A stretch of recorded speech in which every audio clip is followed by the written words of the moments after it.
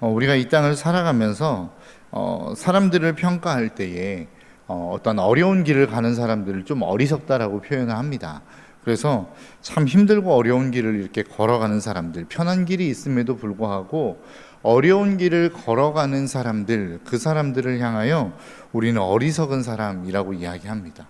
그런데 그 힘들고 어려운 길을 내가 가는 것을, 그 사람이 가는 사람을 어리석다고 이야기하는데, 그 길을 누군가 한 사람 끌고 들어가는 사람들이 있습니다. 야, 저 길은 분명히 가면 고생하는 길인데, 저 길은 분명히 어려운 길인데, 그 길을 가는 사람들을 보면 그냥 자기 혼자 가면 좋겠는데 누군가를 꼭 끌어들입니다. 그러면 그런 사람들을 우리가 뭐라고 표현하죠? 나쁜 사람이라고 이야기합니다. 왜냐하면 굳이 고생길이 뻔한 그 길을 누군가를 데리고 가기 때문에 그렇습니다. 여러분, 오늘 본문의 말씀을 보면 예레미야가 좀 그런 느낌입니다. 왜냐하면 지금 예레미야라고 하는 사람은 어떤 상황 가운데 있습니까? 묶여 있는 상황입니다.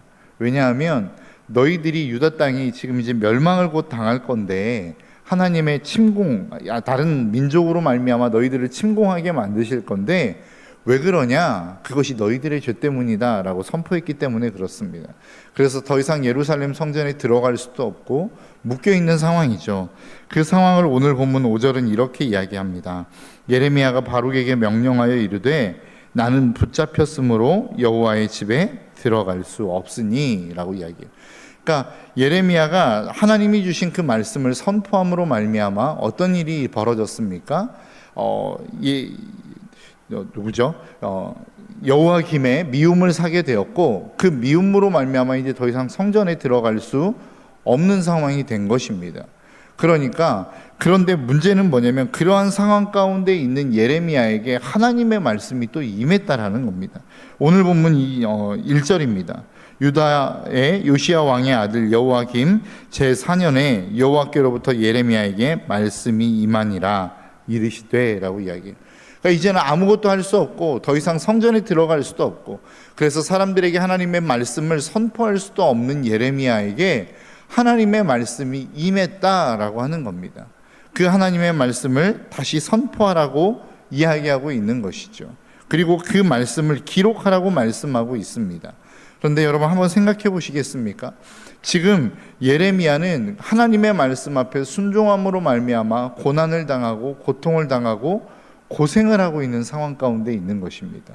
그리고 그러한 상황 가운데 있는 예레미야에게 하나님의 말씀이 임하였습니다. 그리고 그 하나님의 말씀을 하나님은 뭐라고 말씀하고 있냐면 기록하라 라고 이야기합니다.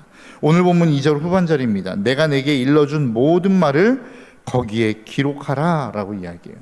그리고 난 다음에 그것을 기록했다면 그 말씀을 다시 백성에게 선포해야 될 대언자가 필요하지 않겠습니까? 그게 누구죠? 바로 바룩이라는 것입니다. 근데 여러분 한번 생각해 보시겠습니까? 바룩이 그 하나님의 말씀의 두루마기, 그 말씀이 기록되어져 있는 그 기록을 가지고 가서 이스라엘 백성들에게 이제는 선포해야 되는 어떠한 책무가 그에게 주어진 것입니다. 사명이 그에게 주어진 것입니다. 그런데 그 사명을 받아든 바룩이 그 앞에 어떠한 일들이 벌어질지를 몰랐을까요? 아니요, 분명히 알고 있었을 것입니다. 오늘 본문에 19절에 보니까 이렇게 말씀하고 있어요. 이에 고관들이 바룩에게 이르되 너는 가서 예레미야와 함께 숨고 너희가 있는 곳을 사람에게 알리지 말라 하니라 라고 이야기해요. 그 말씀, 그 예레미야가 들은 말씀을 기록되어진 그 기록을 바룩이 고관들에게 선포합니다. 이야기해 줍니다. 그때 고관들의 반응이 무엇이냐면 너 가서 숨어 있으라는 거예요. 너 화를 당할 것이기 때문에 숨어 있으라는 것입니다. 그 말씀의 내용이 정확하게 다 기록되어져 있지는 않지만 오늘 본문 7절에 보니까 이렇게 말씀해요.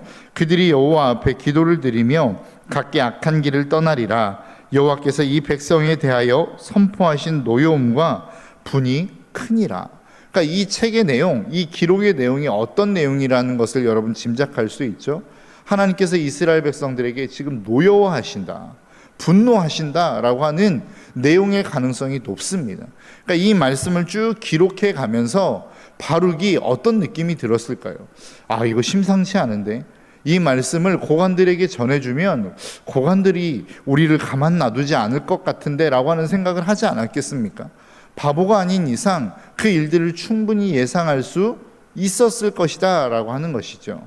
여러분, 하나님의 동역자로 부름을 받는다라고 하는 것은 이러한 것입니다. 우리가 어떠한 좋은 길, 정말로 꽃길과 같은 길, 그러한 길들을 우리에게 하나님이 약속하고 있는 것이 아니라 하나님이 우리를 부르시는 그 동역자의 길, 우리가 걸어가는 그 사명의 길, 사역의 길은 결코 녹록지 않고 평탄치 않은 길이다 라고 이야기합니다. 이것을 요한복음 15장 18절과 19절은 이렇게 말씀하고 있어요.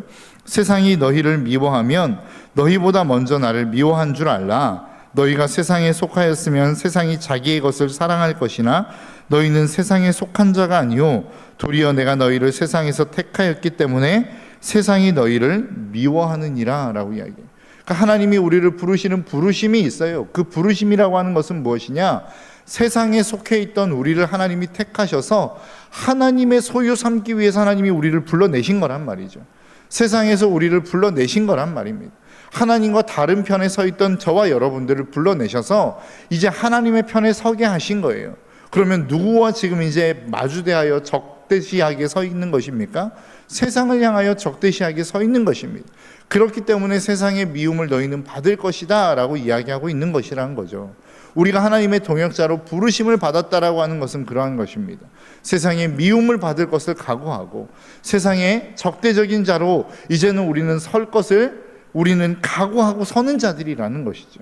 하나님의 부르심은 그러한 것입니다. 물론 그 부르심 안에 하나님의 놀라운 구원의 역사와 축복의 역사와 하나님의 놀라운 은혜가 우리의 삶 가운데 기다리고 있는 것이지만 사실 그 은혜를 우리가 얻기 위하여 먼저 선행되어져야 될 것은 무엇이냐? 세상을 등져야 된다는 것입니다. 이것을 우리가 놓쳐서는 안 돼요. 세상도 얻고 하나님의 은혜도 얻는 일은 없습니다. 왜냐하면 세상이 우리에게 주는 달콤한 유혹은 죄악이요 악한 길이라고 성경은 우리에게 말씀하고 있기 때문에 그래요. 그래서 세상의 부귀 영화를 함께 얻으며 하나님의 은혜를 함께 받는 것은 불가능하다라고 하는 사실을 우리는 놓치지 말아야 됩니다. 우리는 자꾸 이 두 가지의 손, 두 가지의 토끼를 함께 잡으려고 해요. 그런데 이 두 가지의 토끼를 함께 잡으려고 하면 어떻게 합니까? 하나의 토끼도 얻을 수 없는 것입니다. 여러분, 이 사실을 꼭 잊지 않았으면 좋겠습니다. 그 이후에 하나님이 우리를 정말로 높은 자리로 올리시거나 아니면 예레미야와 같이 고난과 아픔의 자리로 우리를 이끌어 가시거나 이것은 하나님의 몫입니다. 그것이 보장되어 있는 길을 하나님이 우리에게 보여주시고 그 자리로 우리를 부르시는 게 아니란 말이에요. 세상의 부귀영화를 약속하시고 그 부귀영화의 자리로 너희를 이끌어 줄게 라고 하나님이 약속하시며 우리를 부르시는 것이 아니다 라고 하는 사실을 우리는 놓치지 않아야 됩니다. 하나님이 우리를 부르셨고 그 부르심 앞에 순종하며 나아갈 것이라고 한다면 우리는 세상의 미움을 받을 각오를 해야 됩니다.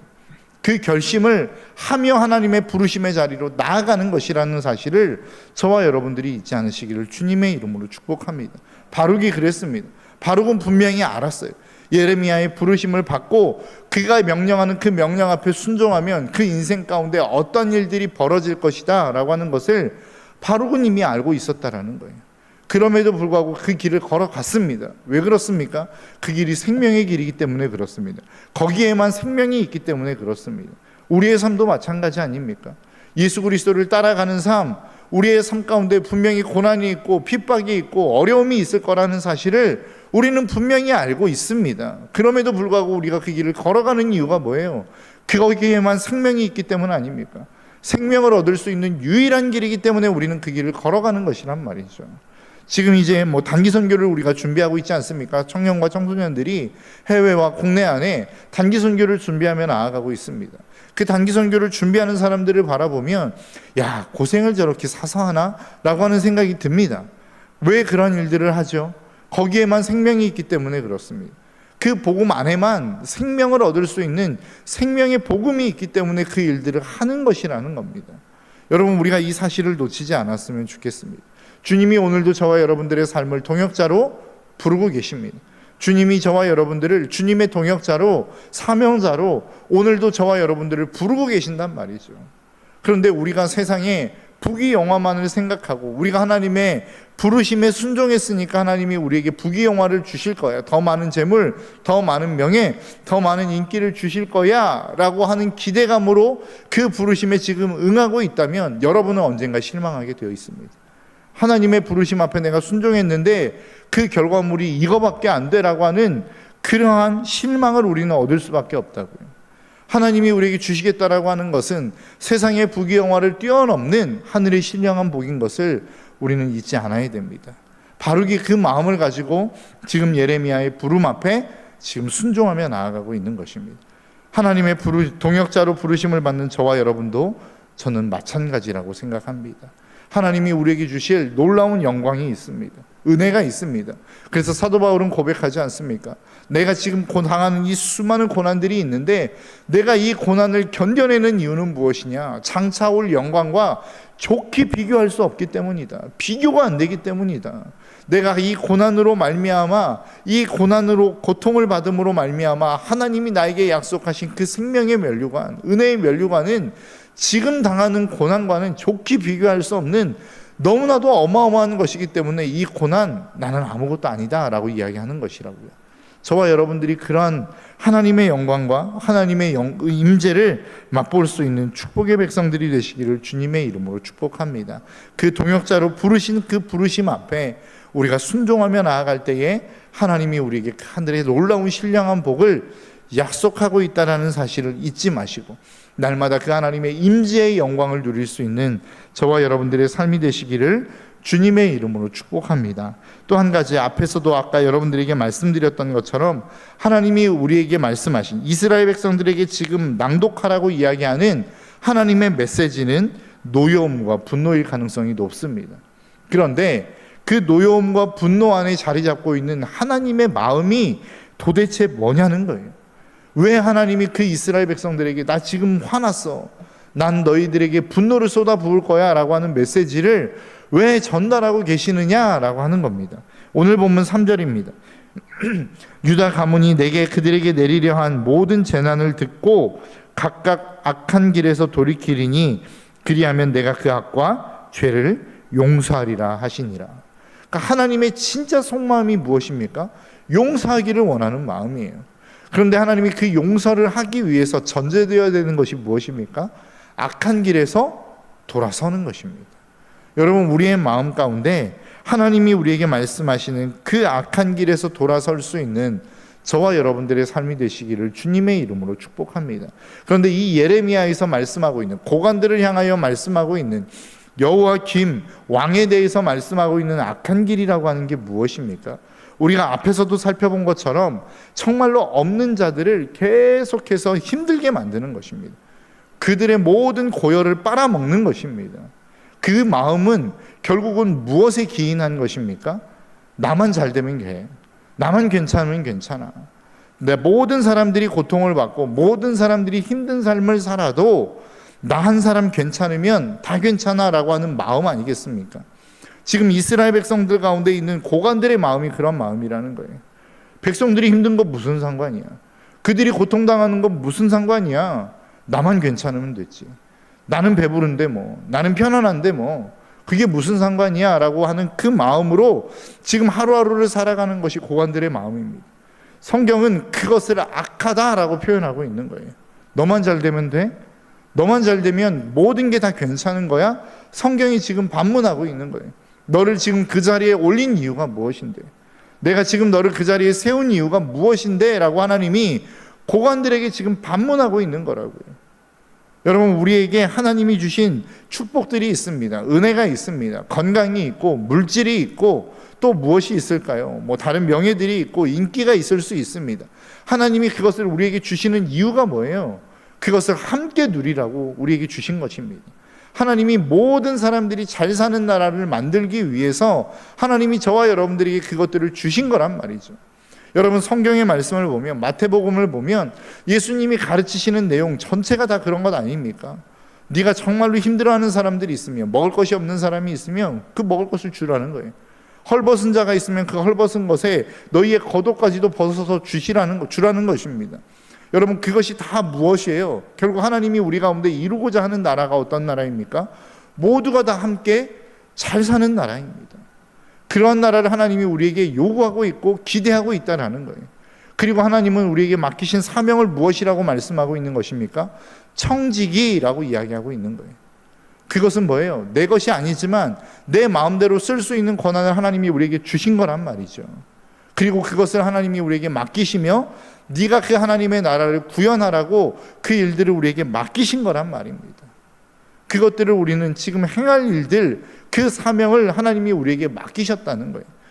그런데 하나님께로부터 내가 받은 것이 있고 누리는 것이 있는데 나 한 사람만 잘 누리면 되지, 나 한 사람만 편하면 되지 라고 이야기하며 어려운 사람을 돌아보지 않는 것, 그것이 지금 오늘 본문에서 이야기하고 있는 고관들의 악한 길이다 라고 이야기하고 있는 것입니다. 그 길에서 너희는 돌아서라 라고 성경은 우리에게 말씀하고 있는 것입니다. 여러분에게 주어진 하나님의 건강이 있습니까? 그러면 그 건강으로 말미암아 다른 누군가를 돌보아줄 대상을 찾으시라는 거예요. 여러분들에게 하나님이 주신 조금 넉넉한 물질이 있습니까? 그러면 그 물질로 다른 사람들을 세워갈 수 있는, 다른 사람들을 일으킬 수 있는, 살릴 수 있는 누군가를 찾으라는 거예요. 여러분들에게 주신 인기와 재능들, 어떠한 부귀, 명예가 있습니까? 그럼 그 명예를 가지고 다른 사람들을 도울 수 있는 길을 찾으라는 것입니다.